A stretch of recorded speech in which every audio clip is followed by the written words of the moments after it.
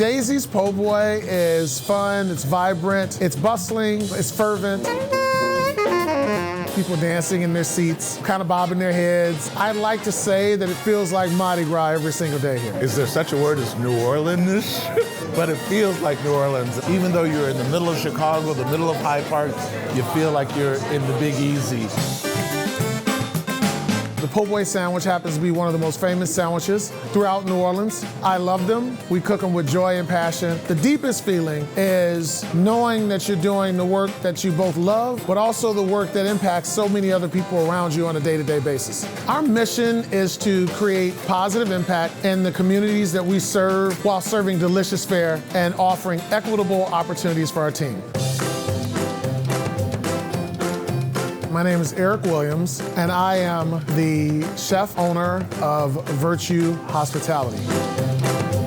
I'm Chicago, born and bred. It wasn't my aspiration to become a chef. I feel very fortunate to become a part of such a giving community and such a supportive community. Starting Virtue in 2018 was very aspirational, but I went into it believing that the world was craving kindness, more moral integrity and standard outside of the delicious fare. We work really diligently with a team that celebrates all of the virtues, patience, kindness, courage, and hospitality. And it has done very, very well for us.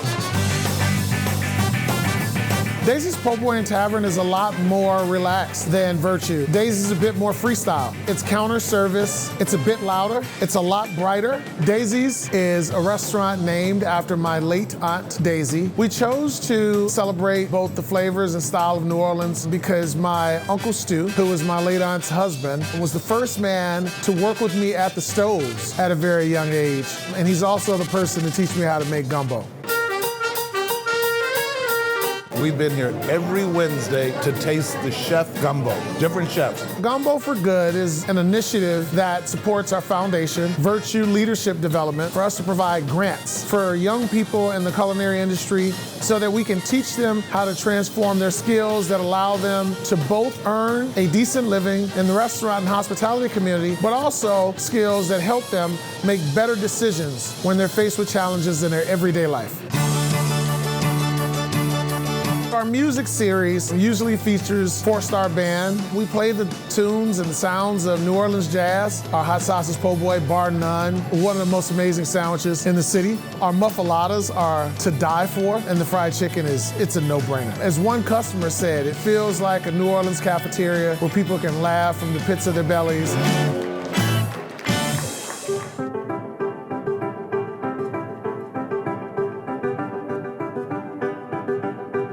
The first thing I see when I look at food is color and beauty. My father was an artist, so any form of expression on a canvas or paper resonated with me as the first form of beauty. Once I've established the look of it, how does it make me feel? Now the creative chef juices get flowing. What cooking process can we apply to maintain its beauty, and not only through the eye, but also through the palate? My name is Kamat Newman. I'm the chef de cuisine at Tatiana by Kwame Onuachi in New York City. Everything began with the influence from my parents and my grandparents and Southern and Midwestern culture, knowing how to hold a dinner party down to bringing the family into the kitchen. That was something that resonated with me as a child. I loved the vibe that was felt when all of this camaraderie was happening. My mother and my father put me into a private school, and one of the classes for the girls was etiquette and cooking. We would go shopping at the farmer's market to get fresh produce, and the teacher would tell us about the ingredients and cut them open and let us taste it. And that was the moment I realized I am in love with this. This is what I want to do with the rest of my life. Tatiana opened November 1st of 2022. The menu is inspired by Chef Kwame's African, Jamaican, Trinidadian heritage and background, and also his upbringing in New York City. He's from the Bronx, which he never lets anyone forget. You have a lot of Afro-Caribbean influence. You'll see the egusi dumplings, which incorporate a Nigerian mother sauce, which is a red stew. Our piri piri salad, which is this really refreshing take on piri piri, which translates as pepper, in this like velvety, delicious sauce and all these fresh components. And then there's the pastrami suya. That's the one that blew my mind. No, I'm laughing because that dish was conceptualized at the very last minute. We were days away from opening. Everyone's just spitballing. The idea of suya, which is a Nigerian street food, pops up in the conversation. And we pulled from Chef David Paz's background, who is Jewish. It was like, what if we do pastrami? And it was like, suya pastrami. And I remember the look on Kwame's face. He was like, yo, that's it. And we dap up. It's like, okay, what are the components that we're gonna put with this? Let's think of a cabbage, mustard. You always want mustard with your pastrami. Gotta have a sauce. So we all went our separate ways and started working on the separate components that Chef tasked us with. And there you have the pastrami suya.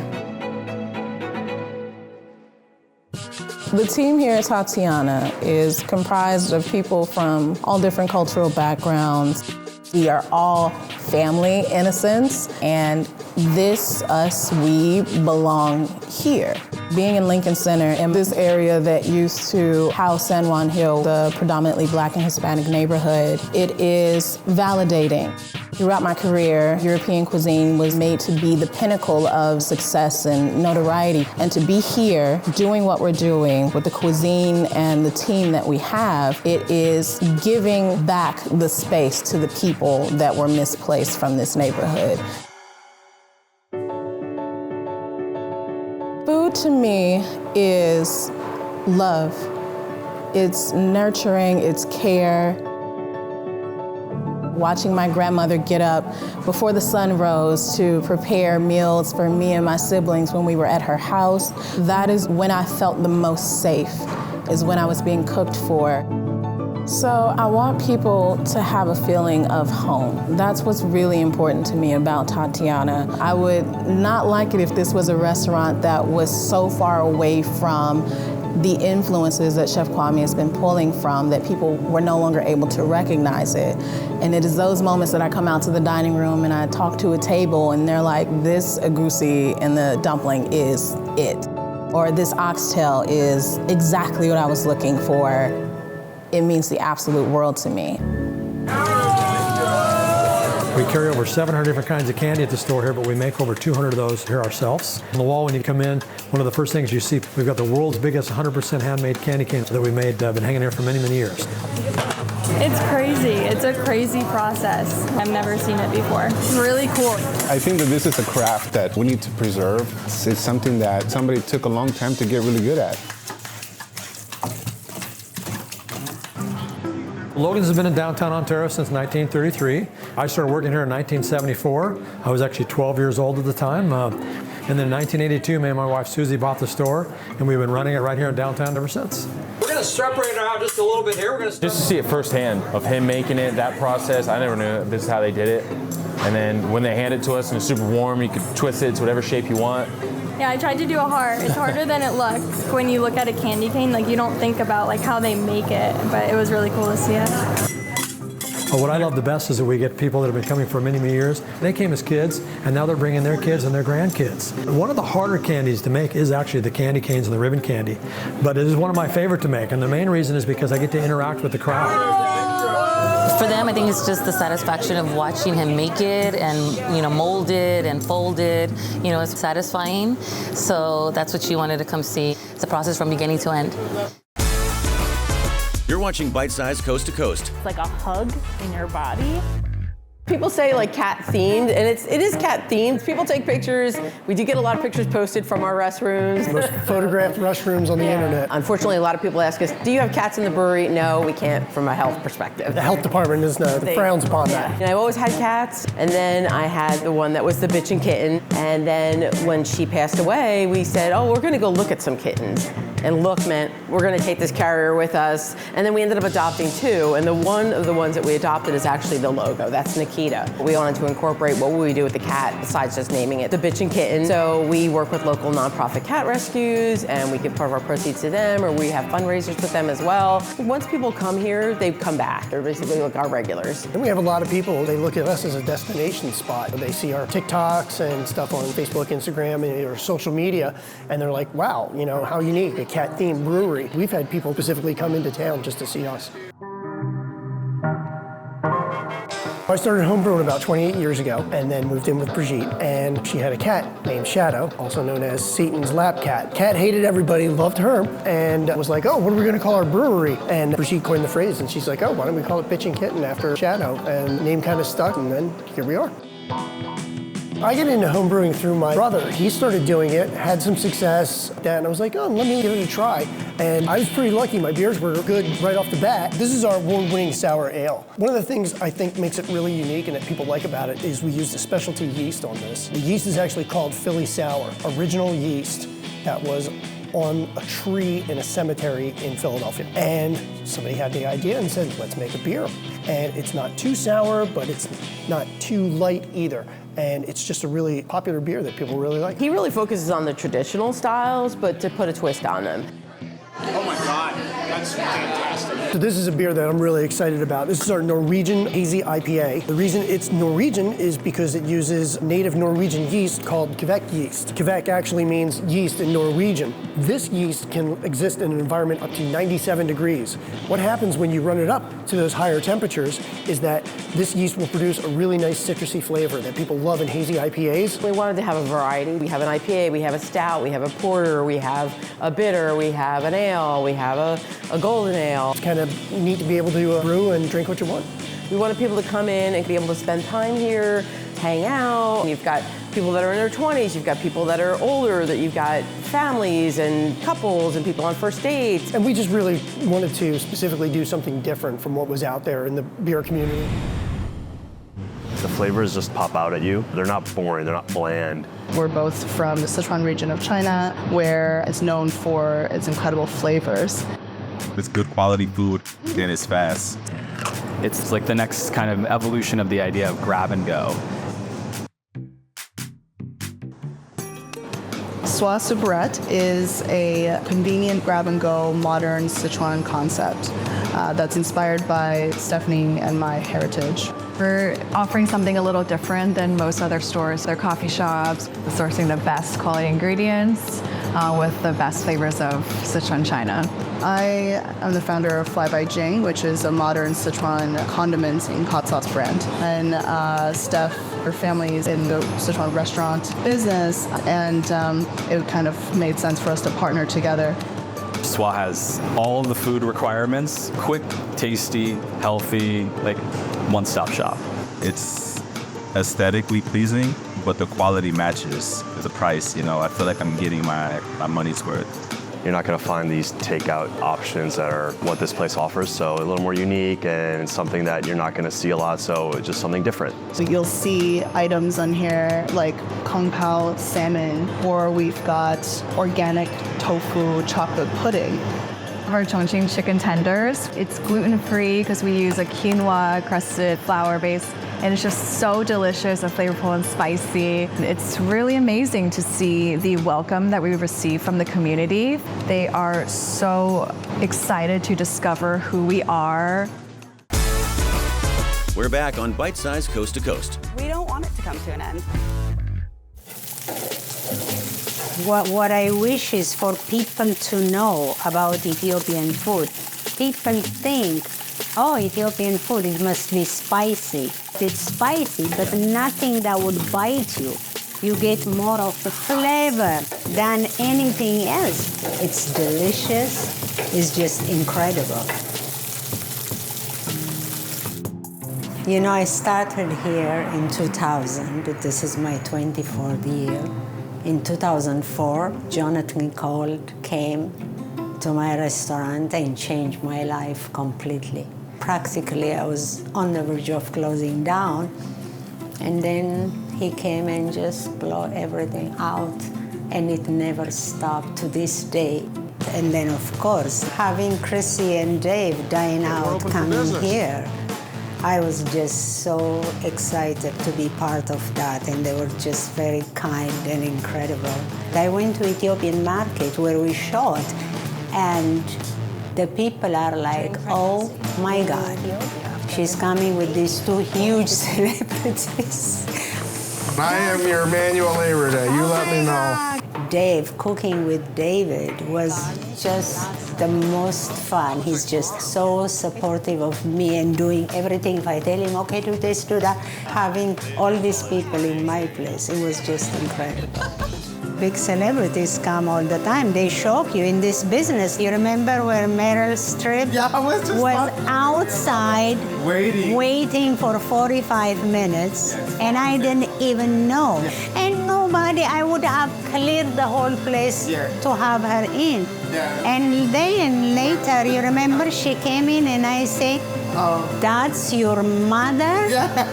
How humble was that? In Ethiopia, you know, we take the food thing very seriously. It's like you represent your country. It seriously is like that. I don't want anybody to say, oh, I hate Ethiopian food. At least not if I can help it. There wasn't anyone that looked like us in the industry from our background, our culture, that owned and operated a brewery. That really set us off on this journey even more. Let's pour some beers. To be one of the few that are out here, representation matters. And black people love beer, they drink beer. So we wanted to make a change. We wanted to be the first to do it in our city, the city that we grew up in. Slowly drop the grade. It feels amazing. It's been a long road, but it feels great. This is exactly what you see, two local guys. We want to represent Philly. These are our stomping grounds. And we wanted to bring that to the beer scene. Welcome to Two Locals. We started brewing in 2016 as homebrewers. Trip brought a homebrew kit, made an English red ale, tasted delicious, and set us off on this journey of just playing around with beer, something fun for us to do and bond over. We spent time researching the industry. We saw the opportunity to do something, and we have a passion for this, and we really do want to try to show our community how to get more into the brewing industry. I don't think it's really hit me yet what the significance of it all means. We're not two white guys from Philly, we're two black guys from Philly, so we have a different perspective on things. Liberty Kitchen, they make great food. We knew that we needed a lunch option. We also needed a dinner option too, so we collabed with them to come up with a couple of items. I really wanted to make sure that we were still representing what Liberty Kitchen does, which is primarily the hoagies. And then these guys really wanted representation for their culture on the menu as well. Their West African and Caribbean roots. Their mom came over and cooked for us, and the guys cooked for us, and then we cooked for them, and just kind of worked our way to here. Peanut braised eggplant here, over jasmine rice, braised eggplant, tomatoes, scotch bonnets, and then a little bit of chickpeas, golden raisins, all kinds of good stuff. And then similarly over jasmine rice, Liberian beans. Liberian beans gonna have scotch bonnet and smoked turkey tails and chicken thighs. So we made a jerk chicken salad hoagie, a little bit of a different roll on our chicken salad that we do in our original shop. Made some really nice jerk paste and then combined that in with a little bit of mayonnaise to make the jerk chicken salad itself. The feedback's been great. Gotten a lot of support. A little bit sweet, a little bit pretty delicious. We're from Philadelphia, and we want to put Philadelphia on the map even more. Philly is a great beer city. We want to be in the same conversation as the great breweries and brewers that are here. We're back on Bite Size Coast to Coast. There's something for everybody.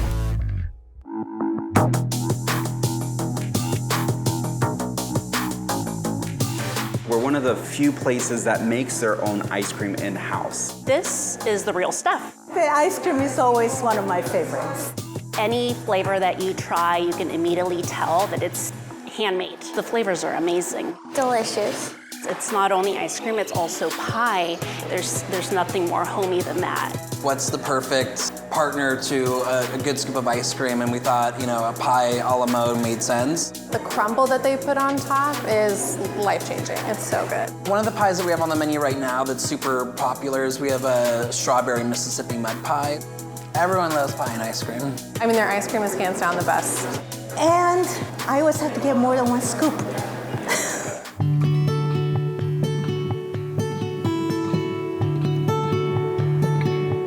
I came from the baking and pastry world, and Ozzy really came from wanting to be an entrepreneur, so we kind of connected on planning. Actually, our business was the first start of our relationship early on. We started selling these ice cream sandwiches. They just really caught on like fire. We'd have people showing up at our store waiting for us to fill up our cabinet. And so we were like, wow, we could really maybe expand on this. And you know, we feel like Healdsburg really deserves to have its own premier artisan handmade ice cream shop. When we first opened these doors, you know, we had like 50, 60 people waiting for us to open. We focus on seasonality, local produce, on high quality ingredients. We don't chalk our products full of preservatives. Everything's very simple. 5 ingredients: eggs, butter, sugar, flour. I'm a mom of 2 little ones, and for me, it's very important to know that I'm giving them something that doesn't have preservatives. You can tell it's like grandma made it. So start to finish, it's completely all made in-house. I like that it's made from scratch. I started kind of pairing our menu to be a seasonal pie menu, and then our ice cream is also seasonal, so we're able to come up with a lot more than the traditional vanilla bean a la mode. It's just some really inventive flavors is what we kind of specialize in. My favorite ice cream is triple berry pie. Strawberry sorbet and homemade Oreo. Raspberry blood orange. Pistachio cherry, that one's my favorite. Passion fruit. The hojicha maple mochi is my favorite. This is my go-to place because I just love the people here. My favorite part about Noble Folk is the people, Ozzy and Christian, that have created a culture of humbleness, community involvement. The name Noble Folk kind of also inspired us to be the best noble folk that we can be. We really try to give back to community, get involved in nonprofits. The fun thing about having a dessert and ice cream business is that you're able to see the instant gratification from customers. So they'll come in and they'll, get a scoop of Dutch cookie ice cream, and you immediately see a big grin on their face. I will eat like a gallon of that ice cream, happily. You need to come to Noble Folk Ice Cream. It is so good. What's your favorite spot to grab a bite or two? Tell us on social media.